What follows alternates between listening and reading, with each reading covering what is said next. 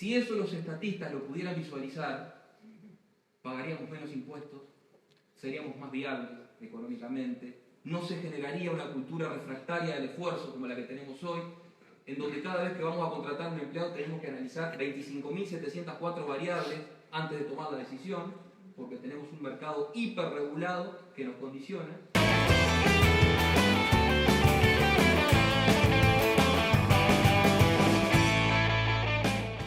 El salario, hay que analizar, está asociado a la productividad de la persona.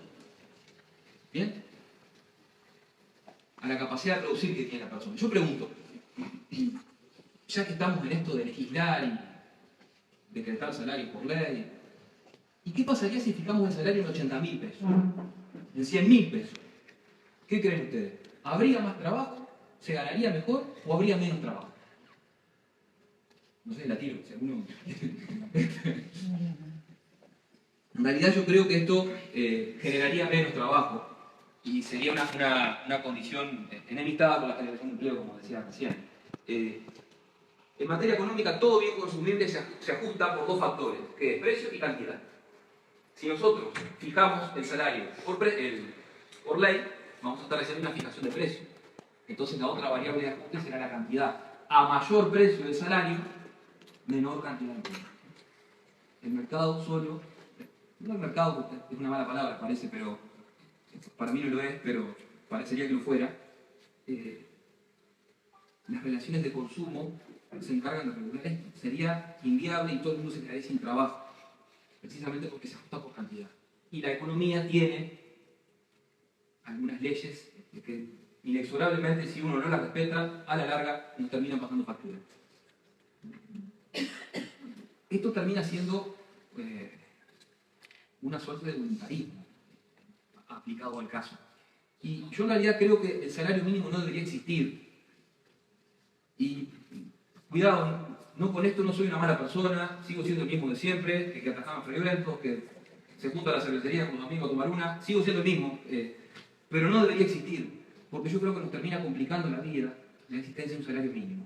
Voy a poner este ejemplo. Si nosotros aplicáramos la máxima de a cada cual, la máxima de Marx, en su crítica al programa de Gotha, que decía de cada cual según su capacidad, cada cual según su necesidad, y pagamos según la necesidad de la gente, yo creo que tendríamos un gran problema. Voy a poner un ejemplo práctico para explicarlo. Supongamos que en una mutualista deciden contratar a un cardiólogo grado 5, egresado de Harvard, con, no sé, descubrió la clave para impedir que haya infartos en el Uruguay. Disparate, no me idea, no sé. Entonces dice la mutualista, bueno, a este tipo lo vale, el salario está asociado a la productividad, le vamos a pagar 400.000 pesos por mes. ¿Qué va a pasar? Mucha gente se va a asociar a esa mutualista porque, Dios no lo permita, si tiene un infarto, lo va a poder solucionar, lo va a poder prevenir tenerlo, seguramente.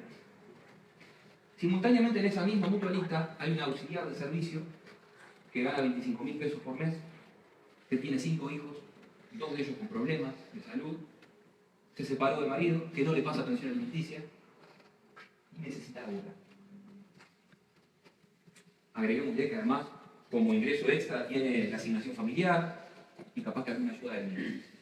Si nosotros aplicáramos la máxima de cada quien según su capacidad y a cada quien según su necesidad, le tendríamos que decir a este buen señor, al cardiólogo, mire caballero, usted está muy cómodo ganando esta plata, debe tener una capacidad de ahorro muy grande, así que mire, le vamos a descontar 300.000 pesos de su salario, a usted le van a quedar 100 y se lo vamos a dar a esta señora que necesita.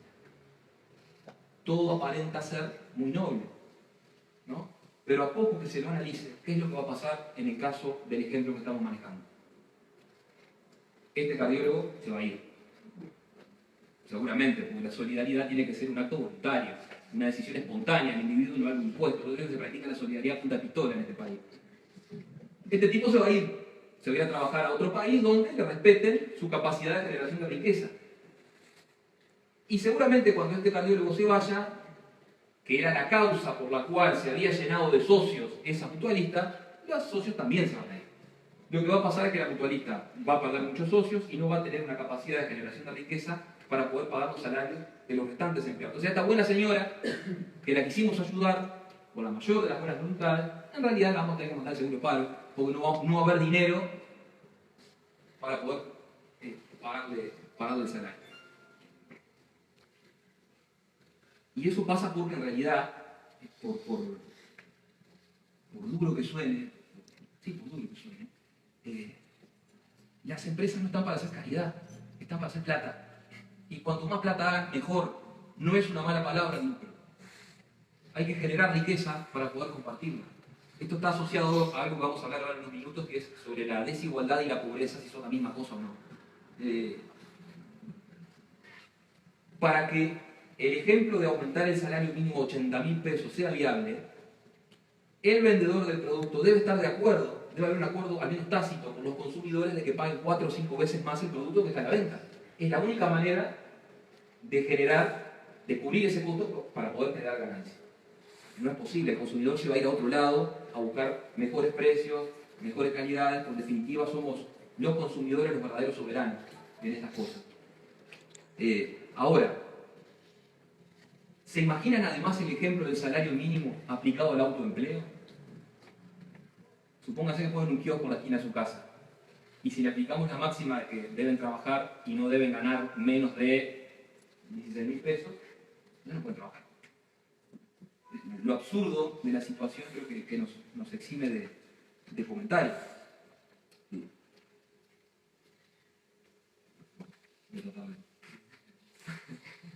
Esto está asociado a lo del estatismo, la igualdad, el concepto de igualdad de oportunidades.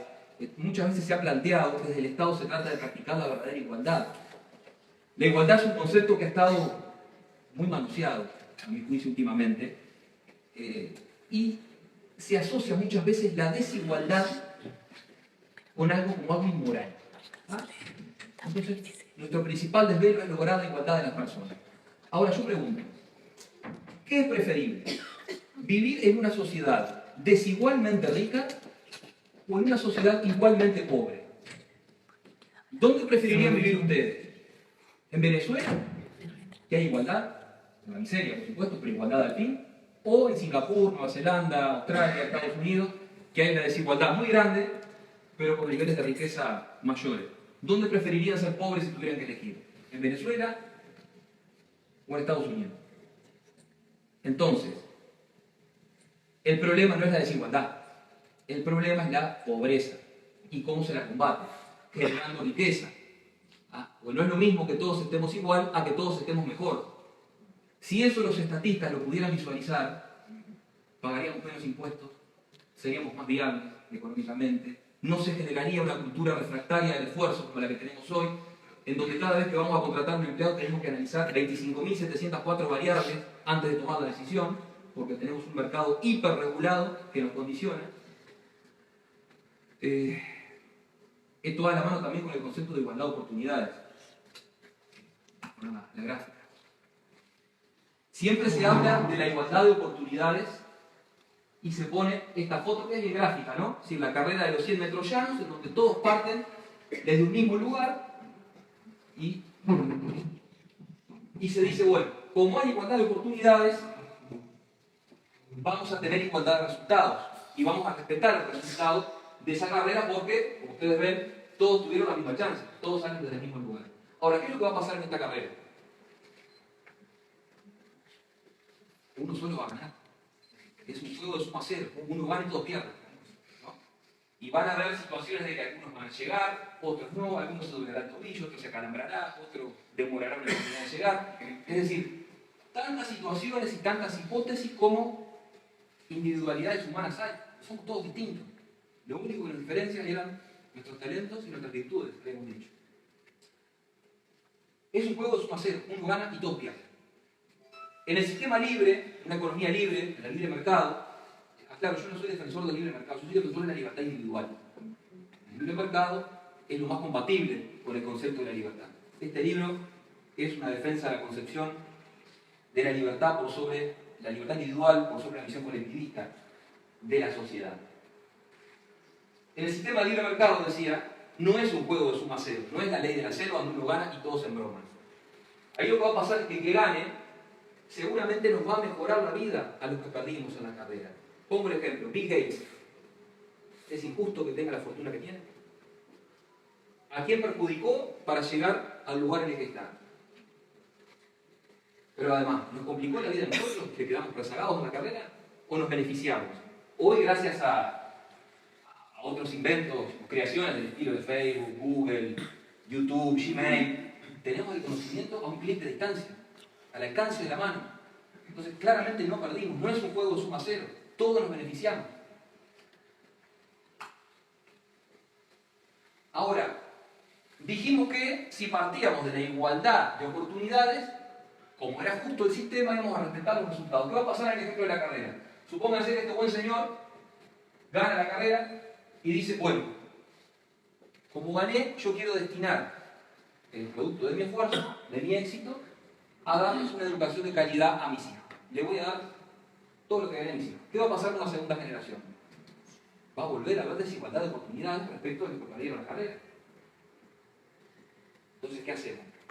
Volvemos a castigar al sistema, le ponemos un 100% de impuesto a la herencia o eliminamos el derecho sucesorio para que volvamos a ser justos. Y ahí un burócrata va a decir qué hacer con esa plata, ¿no? No era que si partíamos todos del mismo lugar, lo íbamos a respetar e íbamos a tener igualdad de resultados. Entonces, con ese criterio, entonces, lo que el estatista, en esa defensa a ultranza de la igualdad que hace, es decir, bueno, la solución que proponen es estatizar todo, regular todo con impuestos para que se vuelva a asegurar la igualdad de oportunidades. Si nosotros visualizamos la igualdad de... Chao, gracias por venir. Si visualizamos la igualdad de oportunidades como igualdad de resultados, implica aceptar en los hechos que un niño no tiene derecho a ir a un mejor colegio que otro. Eso es igualdad. Voy a poner un ejemplo. Una pareja, supónganse en preventivo, se casa con una norteamericana y tienen un hijo. Ese niño va a ser prácticamente de la cuna bilingüe. No le va a ser ajeno ninguno de los dos idiomas porque son parte de su ser, de su identidad. Ese niño va a tener ventaja respecto del resto. No va a haber igualdad de oportunidades con cualquier chiquirín de su barrio de la vuelta. Entonces, la igualdad de oportunidades, hay que tener cuidado con el concepto, porque muchas veces las oportunidades vienen como consecuencia de resultados previos. Lo que hay que tener es igualdad o mejorar las oportunidades. El concepto tiene que ser mejorar las oportunidades y después, si uno llega y no violentó ningún requisito, ninguna igual libertad de otro para acceder a ese fin, pues bienvenido.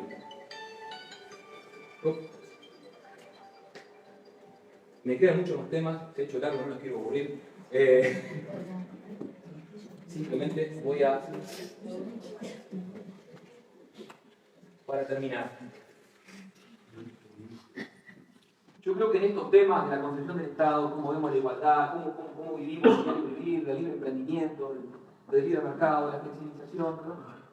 Creo que hay que dar una batalla cultural. Esta es un poco la motivación última que tuve para aportar este granito de arena que en el acierto, que el error no es más que plasmar en este texto lo que uno piensa y siente. Y para ello es necesario dar una lucha, un debate desde el mundo de las ideas.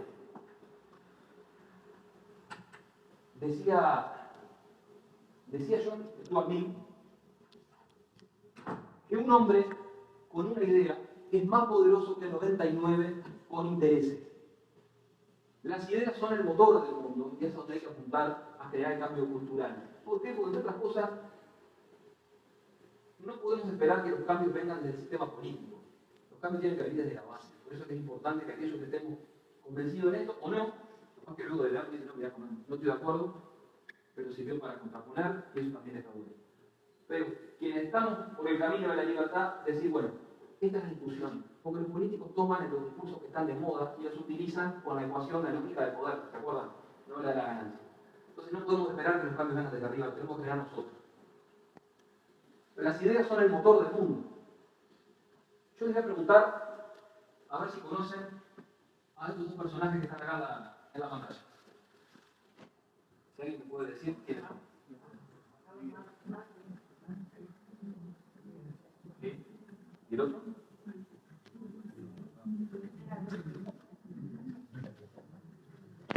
Efectivamente, Carlos Marx, y este otro buen señor es el señor J.P. Morgan, uno de los fundadores, en el año 1891, año que se fundó Peñarol.